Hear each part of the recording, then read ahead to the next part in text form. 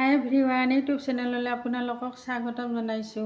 আজি ভাজা মাছৰ ৰেচিপি এটা আপোনালোকক দেখুৱাম কেনেকৈ মাছ ভাজোঁ। এইটো গ্ৰাছ মাছ লৈছোঁ। এইখিনি মাছ ভালকৈ বাছি ধুই লৈয়ে নিমখখিনি দি লৈছোঁ। আপোনালোকক নিমখখিনি দিয়া দেখুওৱা নহ'ল, এইখিনি নিমখ দি দিছোঁ আৰু পিছত নিদিওঁ নিমখ। এতিয়া অলপমান ইয়াতে ৰং গুড়া সানি ল'ম। এতিয়া ৰং গুড়াখিনি দি ল'ম। এয়া চাওক, ৰং গুড়াখিনি দি লৈছোঁ ধুনীয়া কৰি। ৰং গুড়াটো একেবাৰে ভালকৈ দিব লাগিব, ভালকৈ লাগিব সানি দিলে। এয়া চাওক, ধুনীয়াকৈ ৰং গুড়াখিনি দি দিছোঁ। ৰং গুড়াখিনি দি অলপমান ভালকৈ সানি ল'ম। এয়া চাওক, ধুনীয়াকৈ সানি লৈছোঁ।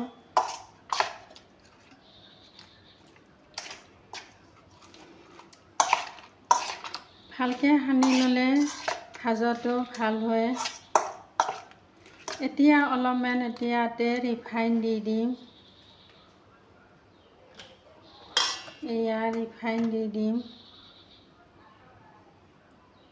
বেছিকৈ নিদিওঁ, অলপমান দি দিম এনেকৈ।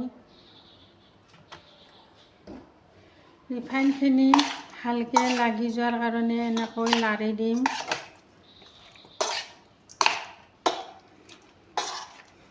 এয়া চাওক,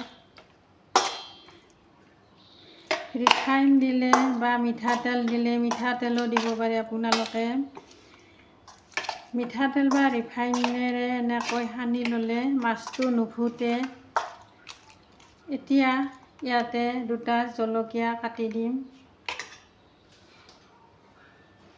এয়া চাওক, জলকীয়া দুটা কাটি দিছোঁ।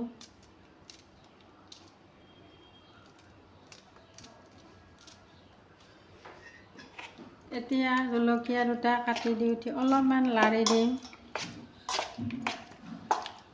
এয়া চাওক, এতিয়া 1 মিনিট মাছখিনি ভালকৈ সানি ল'লোঁ। 1 মিনিট ঢাকনিখন দি থ'ম।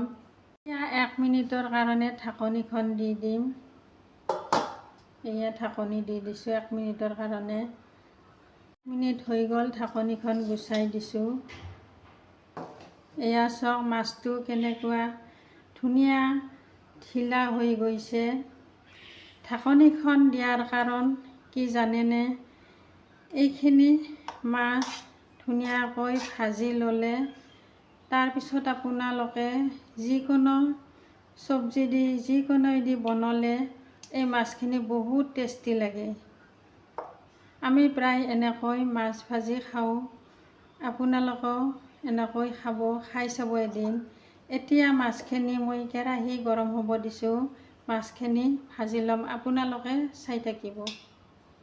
এতিয়া ৰিফাইনখিনি দি ল'ম। এয়া চাওক, ৰিফাইন দি দিছোঁ।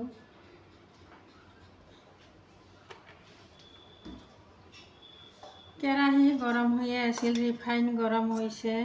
এতিয়া মাছখিনি ধুনীয়াকৈ দি ল'ম।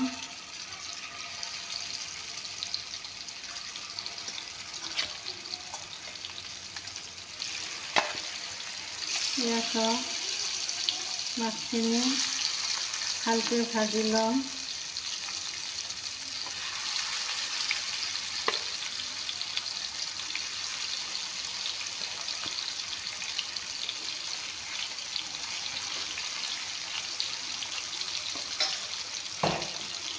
এতিয়া এইখিনি ধুনীয়াকৈ এফালে হ'ব দিছোঁ।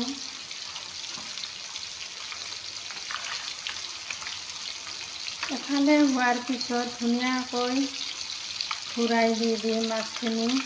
এতিয়া এইখিনি ভালকৈ হ'ব দিছোঁ। এতিয়া মাছখিনি ঘূৰাই দি ল'ম। এয়া চাওক, ধুনীয়াকৈ এফালে ভজা গৈছে।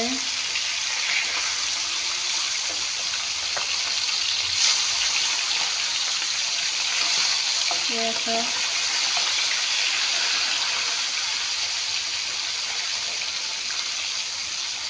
এতিয়া এফালে হৈয়ে গ'ল, একফালে ধুনীয়াকৈ হ'ব দিছোঁ।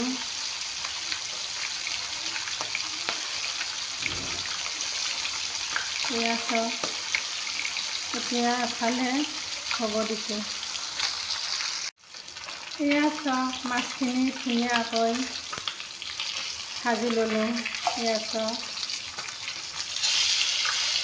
জুইটো অলপমান কমাই দিছোঁ। এতিয়া এইখিনি ভাজা হৈয়ে গ'ল।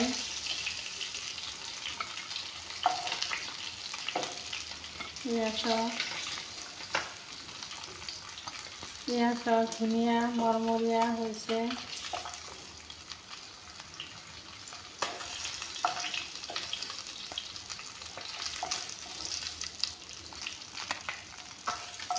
এয়া চাওক এনেকৈ মাছ ভাজিলে বহুত টেষ্টি লাগে। এয়া চাওক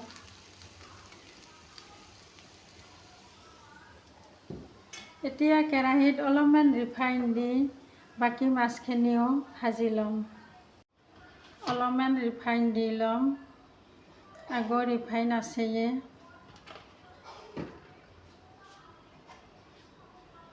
এতিয়া এইখিনিও একেলগে ভাজি ল'ম। ইয়াত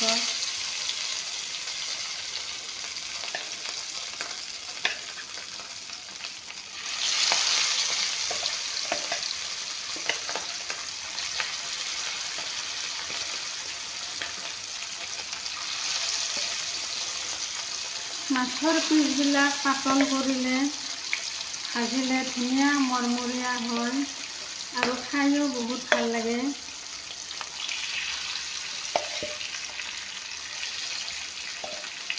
এয়া চাওক এইখিনি ভাজি ল'ম একেলগে। অলপমান পিছত মাছখিনি ঘূৰাই দি ল'ম।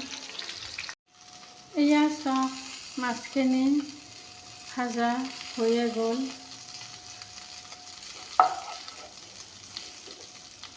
এয়া চাওক ধুনীয়া মৰমৰীয়া হৈছে।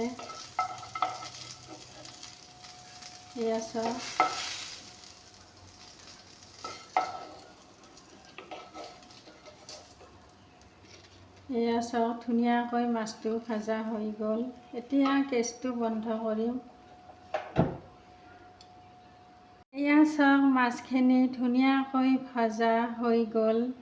এয়া চাওক ধুনীয়াকৈ হৈ গ'ল। এয়া চাওক ধুনীয়া মৰমৰীয়া হৈছে। আপোনালোকেও এনেকৈ এবাৰ হ'লেও ভাজি খাই চাব। খাই আপোনালোকে কমেণ্ট কৰি জনাব, লাইক কৰিব, শ্বেয়াৰ কৰিব, ছাবস্ক্ৰাইব কৰিব নাপাহৰিব। Thank U.